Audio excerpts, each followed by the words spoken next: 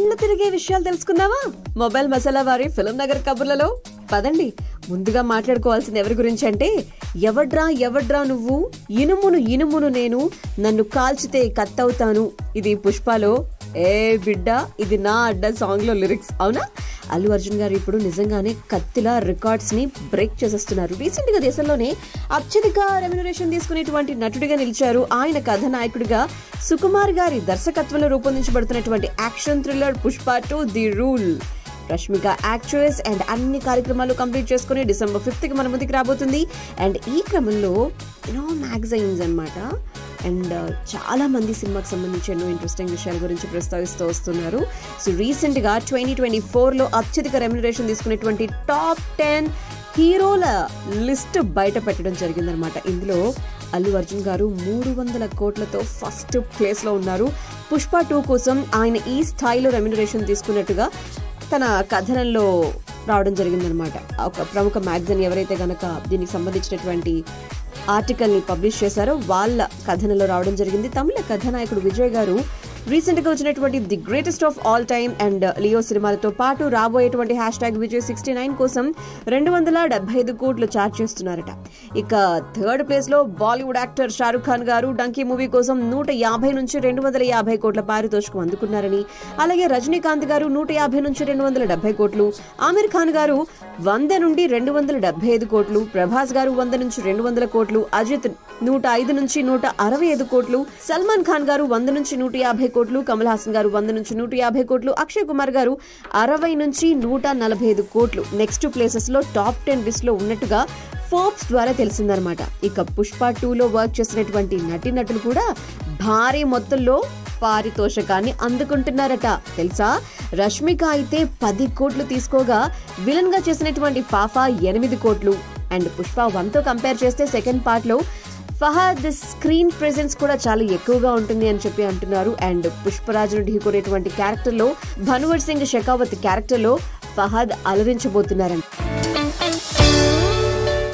అంతేకాదు, ఇంకొక ఇంట్రెస్టింగ్ విషయం చెప్పనా? మరి ఒక్క పాట ఆ పాట గురించినటువంటి విషయాల్లోకి వెళ్ళిపోతే, పుష్ప 2 సినిమాలోని కిసిక్ సాంగ్ ఉంది కదా, ఆ పాట కోసం ఆడి పాడినటువంటి శ్రీలీల ఒక్క పాటకి 2 కోట్లు తీసుకున్నారట. ఇప్పటికే ఈ పాట యూట్యూబ్ వేదికగా ట్రెండ్ అవుతోంది. 24 గంటల్లో ఎక్కువ మంది చూసినటువంటి సౌత్ ఇండియన్ సాంగ్ రికార్డ్ కూడా క్రియేట్ చేసింది. December 5th తెలుగు, తమిళ, కన్నడ, మలయాళ, హిందీ, బెంగాలీ భాషల్లో మనం పుష్ప 2ని చూసేబోతున్నాం. రీసెంట్ గా పాట్నా, చెన్నైలో వేడుకలు నిర్వహించుకున్నారు. నెక్స్ట్ ఇంకా ఎన్నో వేడుకలు రాబోతున్నాయి అన్నమాట. ఇక వీటితో పాటుగా మాట్లాడుకోవాల్సినటువంటి సినిమాల గురించినటువంటి సంగతులు చాలానే ఉన్నాయి. ముఖ్యంగా రాబోతున్నటువంటి క్రిస్మస్ డిసెంబర్ మంత్ లో మనం చూడబోతున్నటువంటి సినిమాల వివరాల్లోకి వెళ్ళిపోతే, మొబైల్ మసాలా వారి ఫిల్మ్ నగర్ కబుర్లలో తనదైన కామెడీ టైమింగ్ తో ప్రేక్షకులకు గిలిగింతలు పెట్టే హీరో అల్లరి నరేష్ గారు. ఆయన నటించినటువంటి బచ్చల మళ్ళీ ఒక యాక్షన్ సినిమా 1990 నేపథ్యంలో సాగేటువంటి కథ. మరి హీరో గారి ఎమోషనల్ ప్రయాణం చూడబోతున్నాం ఇందులో. అండ్ ఇందులో నరేష్ గారు ఒక ట్రాక్టర్ డ్రైవర్ గా నటించినట్టుగా ప్రచారం అనమాట. సో సుబ్బు ఈ సినిమాకి దర్శకత్వాన్ని వహిస్తున్నారు. అండ్ ఈ సినిమాలో అమృత అయ్యర్ హీరోయిన్ గా నటిస్తున్నారు. మళ్ళీ తన స్టోరీని ప్రేక్షకులకు చెప్పేందుకు December 20th మన ముందుకు రాబోతున్నారు అనమాట. అండ్ మాట్లాడుకోవాల్సింది ఉపేంద్ర లాంటి వైవిధ్యమైనటువంటి సినిమాలతో ఇటు హీరోగా అటు దర్శకునిగా తెలుగు ప్రేక్షకులపై చెరగని ముద్ర వేసుకున్నటువంటి కన్నడ నటుడు ఉపేంద్ర గారు ఆయన హీరోగా నటిస్తున్నటువంటి స్వీయ దర్శకత్వంలో రూపొందించబడినటువంటి UI ఒక ఫ్యాంటసీ సినిమా. ఆయన వీరోచితమైనటువంటి పాత్రలో సరికొత్త గెటప్ లో కనిపించబోతున్నారు.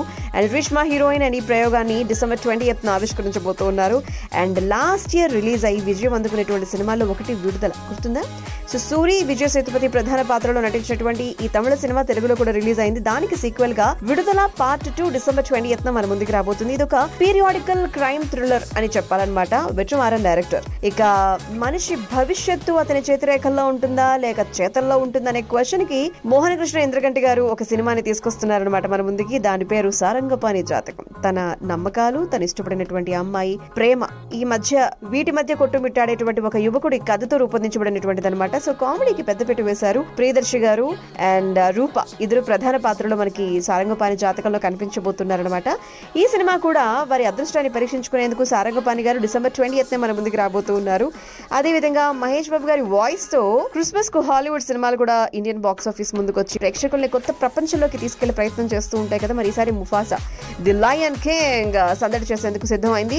కొన్నాళ్ల క్రితం రిలీజ్ అయినటువంటి అందరినీ అలరించినటువంటి ది లయన్ కింగ్ కు ప్రీక్వెల్ అన్నమాట. ఇందులో ముఫాసా క్యారెక్టర్ కి మహేష్ బాబు గారు వాయిస్ ని అందించారు. అండ్ టిమెన్ పుంబా పాత్రలకు అలీ గారు అండ్ బ్రహ్మానందం గారు వాయిస్ ని అందించడం జరిగింది. December 20th తెలుగులో కూడా ఇది రిలీజ్ కాబోతుంది అనమాట. ఇంకా మాట్లాడుకుంటే దొంగ ఏజెంట్ అంటే తెలీదు. భీష్మ తర్వాత నితిన్ హీరోగా డైరెక్టర్ వెంకీ కుడుముల గారు తెరకెక్కిస్తున్నటువంటి ఒక action entertainer robin hood. So Sreeleela గారు హీరోయిన్. ఇందులో నితిన్ దొంగతనాలు చేసేటువంటి వ్యక్తిగా కనిపిస్తారు. మరోవైపు ఏజెంట్ గా కూడా సర్ప్రైజ్ చేయబోతున్నారు. మరి హీరో గారి అసలు రూపం ఏమిటో, హీరోయిన్ పరిచయం అయ్యాక అతని జీవితంలో వచ్చిన మార్పు ఏమిటో తెలుసుకోవాలి అంటే కనుక రాబిన్ హుడ్ ని December 25th క్రిస్మస్ సందర్భంగా థియేటర్స్ లో చూసేయొచ్చు అంటున్నారు అనమాట. ఇలా మాట్లాడుకుంటూ పోతే ఎన్నున్నాయో తెలుసా? మరి డిసెంబర్ మొత్తం సినిమాలు, ఆనందాలు, ఎంటర్టైన్మెంట్ లనే చెప్పాలి.